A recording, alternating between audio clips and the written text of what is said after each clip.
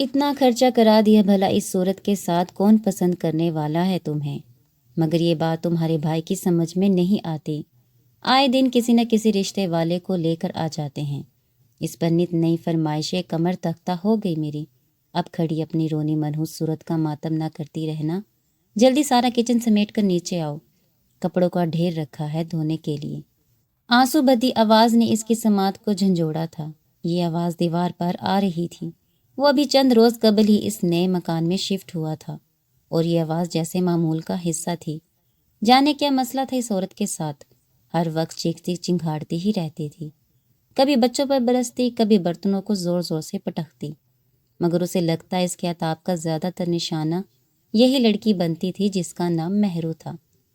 وہ گرج برس کے جا چکی تھی اور اب مہرو کی دبی دبی سسکیاں سنائی دے رہی تھی۔ احمر کچھ بے چین سا ہوا، دل چاہ رہا تھا اٹھ کر ایک بار دیوار پر دیکھے تو صحیح، آخر ایسی کیا کمی تھی اس لڑکی میں؟ اس کا بڑی شدت سے دل چاہ رہا تھا کہ وہ دیکھے وہ کتنی بدصورت ہے، کیونکہ اس کا جب بھی کوئی رشتہ مسترد ہوتا تو اس کی صورت کو ہی مورد الزام ٹھہراتی تھی۔ وہ کرسی سے اٹھا اور پھر رک گیا۔ نہیں، یہ بہت ہی معیوب اور غیر اخلاقی حرکت ہو جائے گی۔ دل کو سمجھا کر بہلا لیا، مگر دوسری جانب کی بن بادل برسات نے اسے ہنوز بے چین کیے رکھا تھا۔ وہ کچن سمیٹ کر برتن دھونے کے بعد باہر نکلی تو مخصوص خوشبو کا جھونکا اس کے نتنوں سے ٹکرایا تھا۔ اتنی دلکش اور معطر سی خوشبو نے جیسے اس کے اندر کے بوجھل پن کو زائل کر دیا تھا۔ وہ کتنی ہی دیر کھڑی اس خوشبو کو اپنی سانسوں میں اتارتی رہی۔ یہ کسی مردانہ پرفیوم کی خوشبو تھی۔ مہرو نے اکثر اس خوشبو کو دیوار کے اس پار محسوس کیا تھا۔ لگتا ہے یہ بندہ پرفیوم کی پوری بوتل ہی خود پر انڈیل لیتا ہے۔ وہ اکثر یہ بات سوچتی اور پھر مسکرا دیتی۔ خوشبو میں بسا یہ شخص خود نہ جانے کیسا ہوگا۔ یہ خیال کہ وہ کیسا ہوگا خود بخود اس کے دماغ میں چبھنے لگا تھا، اور پھر آج تو بھابھی کے ہاتھوں تازہ بے عزتی کا صدمہ یہ سوچ کر کچھ اور بھی بڑھ گیا تھا۔ کیا ساری باتیں دیوار پر بیٹھے اس شخص نے بھی سنی ہوں گی؟ اس کی پلکیں ایک بار پھر بھیگ گئیں۔ اسے لگ رہا تھا کبھی یہ شخص آ کر اس کے سامنے آیا تو مارے خفت کے نظریں نہیں اٹھا پائے گی۔ عجیب ہلکا پن سا محسوس ہو رہا تھا اسے، جیسے بھابھی کچھ بھی کہہ لیتی مگر اس شخص کے سامنے نہیں۔ جانے کون تھا یہ شخص جسے دیکھا نہیں تھا، جانتی نہیں تھی، پھر بھی جیسے حواسوں پہ چھا گیا تھا۔ اس کے بھائی کا خوب چلتا ہوا اسٹور تھا، مگر بھابھی کی نظریں ان کی خاندانی زمین پر تھی، اس کو بیچ کر بینک بھر لیا جائے۔ بارہ وہ اپنے باپ سے اس لہجے میں بات کر چکا تھا، مگر کریم دین جو اب بوڑھا ہو چکا تھا بغیر لاٹھی کے چلا نہیں جاتا تھا۔ سماعت اونچا سننے کی عادی تھی، مگر اس ایک معاملے میں وہ کچھ بھی نہیں سنتا تھا۔ یوں باپ بیٹے کی درمیانی فضا کچھ کشیدہ تھی اور مہرو باپ بھائی اور بھابھی کے درمیان پس رہی تھی۔ مہرو آج میرے لیے کھیر بنانا۔ وہ ابا کے کمرے میں پانی کا جگ رکھنے آئی تو ابا نے نئی فرمائش کر دی تھی۔ مہرو لب کچلتے ہوئے ابا کو دیکھنے لگی، کبھی میٹھا کبھی چٹپٹا، لگتا تھا ابا کو اپنی صحت کی کوئی فکر نہیں تھی۔ آرام سے آنکھیں موندے لیٹے تھے، اندر ہی اندر جذبز ہوتے وہ کمرے میں بکھری چیزیں سمیٹنے لگی۔ تبھی ابا کی آواز ایک بار پھر مہرو کی سماعت سے ٹکرائی، جس نے اسے بھونچکا کر دیا تھا۔ باہر دھوپ نکلی ہے تو مجھے چھت پر لے چلو۔ اس نے ہاتھ روک کر حیرت سے ابا کو دیکھا اور اگلے ہی پل جیسے روحان سی ہو گئی۔ ابا، میں اکیلے آپ کو کیسے چھت پر لے جا سکتی ہوں؟ مگر کریم دین کی اس ضد کے آگے اس کی ایک نہیں چلتی تھی۔ وہ ابا کو سہارا دے کر سیڑھیوں تک لائی۔ بس اب اتنا بھی بوڑھا نہیں ہوا، خود چڑھ سکتا ہوں، تم بس میرے پیچھے چلو۔ اب یہ نئی پابندی تھی، ابا کو کوئی کسی بات کے لیے رضامند نہیں کر سکتا تھا۔ وہ اپنی مرضی کے مالک تھے اور دوسروں کو بھی اسی پر چلاتے تھے۔ بھابھی باہر نل پر بچوں کو نہلاتی کن آنکھوں سے دونوں باپ بیٹی کو دیکھ رہی تھی۔ نکھریل بڈھا ساری جائیداد پر سانپ بن کر بیٹھا ہے، قبر میں تو لے کر نہیں جائے گا، کلثوم تو ہی صبر کر لے۔ بڑبڑاتے ہوئے آخر میں جیسے خود کو دلاسا دیا تھا، شہر میں خوب بڑا سا گھر لوں گی، بچے انگریزی اسکولوں میں پڑھیں گے، نوکر چاکر واہ میرے کیا ٹھاٹھ ہوں گے، بڑی بیگم صاحبہ بن کر گھوموں گی۔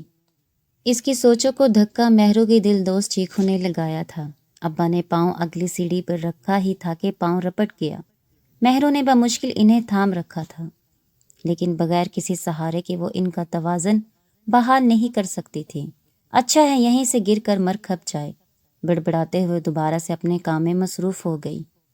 مہرو کی چیخیں بڑھتی جا رہی تھی، کوئی میرے ابا کو بچائے، اس نے چیختے ہوئے پکارا تھا۔ دیوار پار سے احمد نے ایک ہی جست میں چھلانگ لگائی اور بھاگ کر اس کے ساتھ ابا کو سہارا دے کر اوپر لایا۔ ابا کے چہرے پہ خجالت تھی اور مہرو کے حواس ابھی تک بحال نہیں ہوئے تھے۔ اسے کلثوم بھابھی سے نفرت محسوس ہوئی۔ کیسی عورت تھی یہ، ایک گرتے مرتے ہوئے کو بچانے کی خاطر بھی آگے نہیں بڑھی تھی۔ احمد کچھ دیر ابا کے پاس بیٹھ کر چلا گیا اور ڈھنگ سے اس کا شکریہ بھی ادا نہیں کر پائی تھی، لیکن رات دیر تک اس شخص کے متعلق سوچا تھا۔ وہ ویسا ہی تھا جیسے کسی بھی لڑکی کا خواب ہو سکتا تھا، پرکشش، باوقار، خوش لباس۔ آج بلاخر اس نے مہرو کو دیکھ ہی لیا تھا اور ابھی تک وہ فیصلہ نہیں کر پا رہا تھا کیا تھی وہ، کوئی ساحرہ یا جادوگرنی، کتابی چہرے کی خد و خال، ایسے دل نشین جیسے کسی مجسمہ ساز نے صدیوں کی ریاضت سے انہیں سنوارا ہو۔ گہری سانولی رنگت اور اس پر بڑی بڑی روشن آنکھیں اس نے آج سے قبل کبھی نہیں دیکھی تھی۔ ہاں ایک کمی تھی، اس کے چہرے پہ پھل بری کے داغ تھے جس نے اس کے حسن کو گہنا دیا تھا، لیکن اسے ان داغوں سے کیا سروکار؟ وہ تو اس کی آنکھوں کا اسیر ہوا تھا جس نے نیند اور دل کا قرار لوٹ لیا تھا۔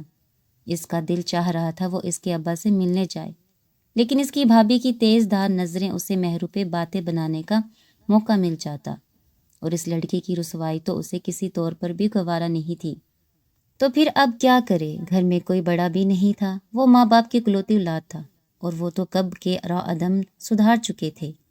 ایک چاچی تھی جو ایک تو دوسرے شہر میں تھی، پر انہیں کہنا تو فضول ہی تھا، وہ تو بنتا کام بھی بگاڑ دیتی، اور اپنا رشتہ خود لے کر جانا کتنا معیوب لگتا۔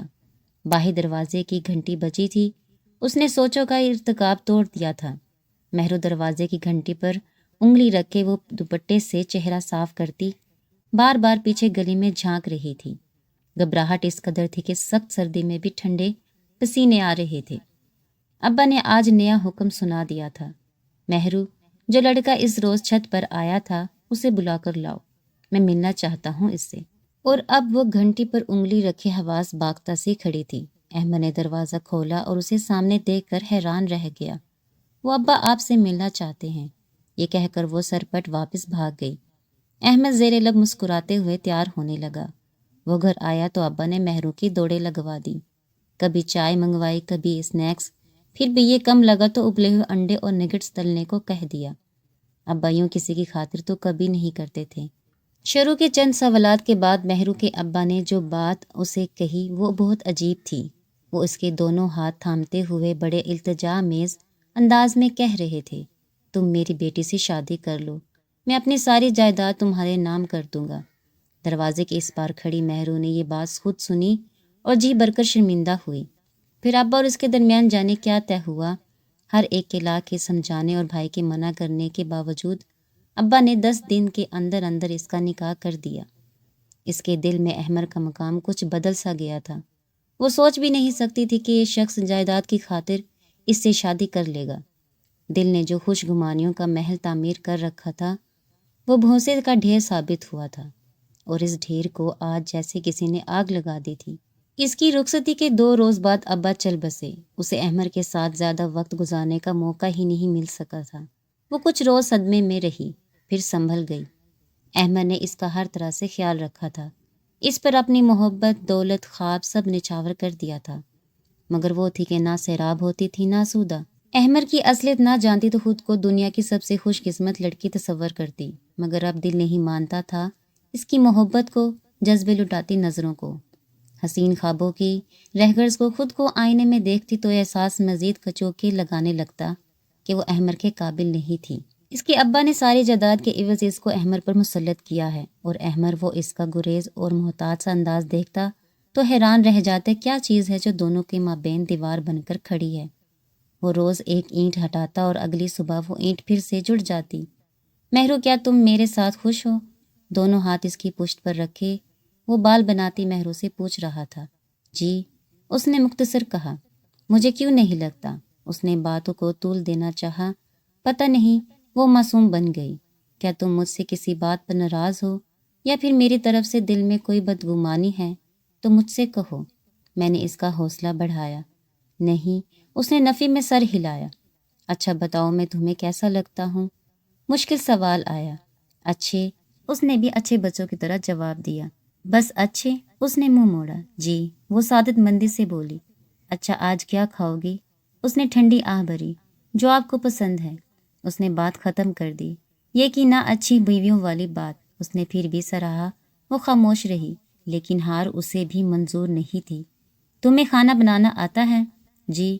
کیا کچھ بنا لیتی ہو؟ سب کچھ۔ یہ انٹرویو مجھے پسند نہیں آ رہا، اب کچھ مجھ سے بھی پوچھو نا۔ اس نے بڑے لاڈ سے فرمائش کی۔ کیا پوچھوں؟ وہ اسپاٹ نظروں سے اسے دیکھنے لگی۔ یہی کہ اس مندر جیسی آنکھوں میں کب ڈوبا تھا، اور دیکھو ابھی تک مجھے تیراکی نہیں آئی۔ وہ کہہ کر خود ہی ہنسا، پھر اپنی واہلانہ محبت بھری نظریں اس پر جما دی۔ وہ جی بھر کر جذب ہوئی اور سوچا اس سے تو اچھا تھا یہ بولتی ہی رہے۔ بہت دن ہوئے دیوار پار سے بھابھی کی مخصوص آوازیں نہیں آ رہی تھی۔ مہرو نے دیوار کے ساتھ 8-10 اینٹیں جوڑ کر رکھی اور پھر ان پر چڑھ کر منڈیر کے اس پار جھانکا۔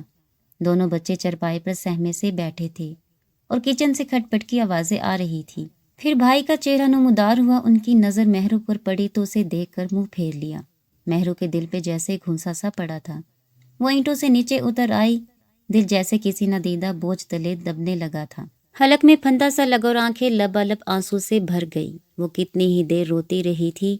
احمد نے اس کی سرخ آنکھوں کا سبب پوچھا تو ٹال گئی۔ کیا بھائی اس سے ناراض ہیں؟ یہ خیال ہی کس قدر جان لیوا تھا۔ ایک ہی تو بھائی تھا اس کا، بس ایک رشتہ۔ اگر وہ بھی خفا ہو جاتا تو اور وہ بھائی کے بچوں کے بغیر کیسے رہے گی؟ پھر ایک روز بھابھی آئی، اس کے پاس سوجی ہوئی آنکھیں ملجا ہلیا۔ بھابھی نے اس کے سامنے دونوں ہاتھ جوڑ دیے۔ مہرو پلیز مجھے معاف کر دو، میں نے تمہارے ساتھ بڑی زیادتی کی ہے۔ ابا نے ساری جائیداد احمد کے نام کر دی اور تمہارے بھائی نے اس کا ذمہ دار مجھے ٹھہراتے ہوئے گھر سے نکال دیا ہے۔ میں بچوں کے بغیر نہیں رہ سکتی۔ وہ رو رہی تھی، گڑ گڑا رہی تھی، التجا کر رہی تھی اور مہرو کا دل جیسے قطرہ قطرہ پنگھل رہا تھا۔ میں احمد سے کیسے بات کروں اور اتنی بڑی جائیداد سے وہ کیوں دستبردار ہوگا؟ اور اگر جائیداد کے ساتھ اس نے مجھے بھی چھوڑ دیا تو میں بھلا اس کے بغیر کیسے رہوں گی؟ سوچ سوچ کر وہ روحانسی ہو گئی تھی۔ مہرو کھانا تو ٹھیک سے کھاؤ، احمد نے اسے دوسری بار ٹوکا تھا۔ میں کھا چکی ہوں، اس نے بے دلی سے پلیٹ پیچھے سرکائی۔ تم پریشان ہو؟ وہ اس کے چہرے کا رنگ پہچانتا تھا۔ ہاں، کچھ سوچ کر اس نے اس بات میں سر ہلا دیا۔ احمد کی استفہامیہ نگاہیں اس پر جمی تھی۔ وہ اس کے مزید بولنے کا منتظر تھا۔ میں چاہتی ہوں آپ ساری جائیداد میرے بھائی کے نام کر دیں، وہ اس کی آنکھوں میں دیکھتے ہوئے اعتماد سے بولی تھی۔ وہ کچھ دیر اسے دیکھتا رہا، پھر مسکرا دیا۔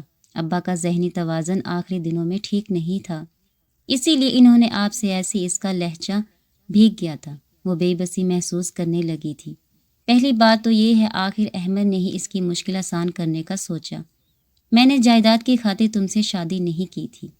تمہارے فادر نے مجھے ایک آفر کی تھی جسے میں نے ٹھکرا دیا تھا اور پھر اپنا مدعا پیش کیا تھا۔ وہ ساری جائیداد میرے نہیں تمہارے نام ہے۔ میں بھی یہ چاہتا ہوں کہ تم اپنے بھائی کا حصہ ان کے نام کر دو، لیکن میں بس تمہاری بھابھی کو تھوڑا سبق دینا چاہتا تھا۔ تم جانتی ہو تمہارے رشتے میں سب سے بڑی رکاوٹ وہ تھی۔ مجھے بھی آ کر تمہارے خلاف ورگلایا تھا کہ میں تم سے شادی نہ کروں، لیکن چونکہ یہ دیوار پار کا معاملہ تھا تو مجھے سارے حالات کی خبر تھی۔ وہ مزے سے بتا رہا تھا اور وہ بنا پلکے جھپکے یہ سارے انکشافات سن رہی تھی۔ تو پھر آپ نے مجھ سے شادی کیوں کی؟ کیونکہ تم مجھے پہلی نظر میں اچھی لگی تھی۔ میں ایسا لگا جیسے اس کے گرد گلاب بکھر گئے۔ آج پہلی بار وہ جیسے دل سے مسکرائی تھی۔ کسی نے اس کو بھی اس کی ذات کا اعتماد دیا تھا۔ ہاں تم، صرف تم۔ احمد نے اس کے دونوں ہاتھ تھام لیے۔ آج اس نے کوئی مزاحمت نہیں کی۔ محبت کی خوشبو نے اس کے گرد حصار بنا دیا تھا اور وہ سوچ رہی تھی دیوار کے اس پار اگر احمد نہ ہوتا تو اس کی زندگی کیا ہوتی۔